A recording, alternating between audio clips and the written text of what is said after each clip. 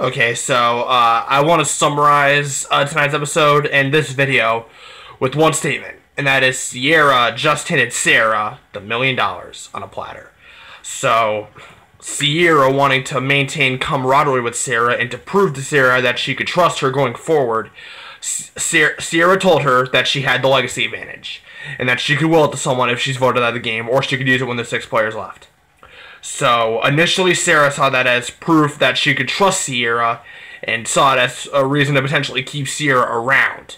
But then Sarah realized, and this is great strategy by Sarah, she realized, I can take out Sierra now because she is a bit of a threat and she can get votes easily. And I will take her out and she will wield the legacy advantage to me. I will play a hand in taking her out, but I will still get her legacy advantage and I will still move forward with an advantage of mine further in the game.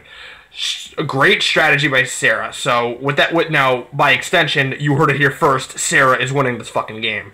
She's now my official prediction to win. Now, of course, if she gets voted out, I'll have to change that, of course. But it doesn't look like anyone's gonna get the gumption to the balls to vote her out. And not only that, they're not gonna see that she's a threat. She is flying a bit under the radar. She's playing eerily similar to Tony, her fellow Kaguyan tri-mate,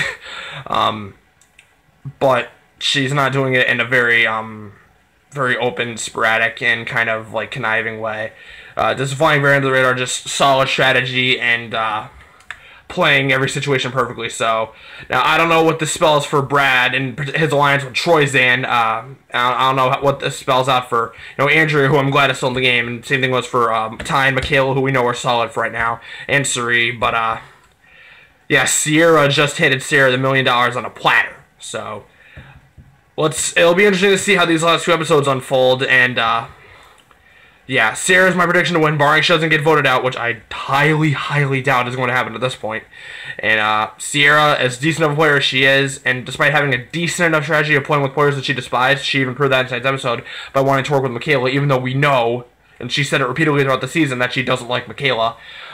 She's got a lot of flaws in her game, and they all showed tonight. Way too trusting of Sarah, way too desperate to save herself and establish camaraderie.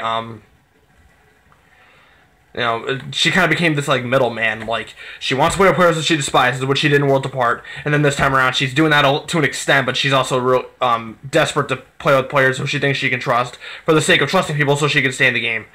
So she wasn't, despite the fact that she was a bit of a threat and strategically, and she could get votes easily, she wasn't playing like that. She was just playing like a number, and that's exactly how Sarah used her, which is now why Sarah has a legacy advantage and is going to win this game. So, hope you guys enjoyed the video. Smack the like button if you did. Grab your torches and back to camp. Good night.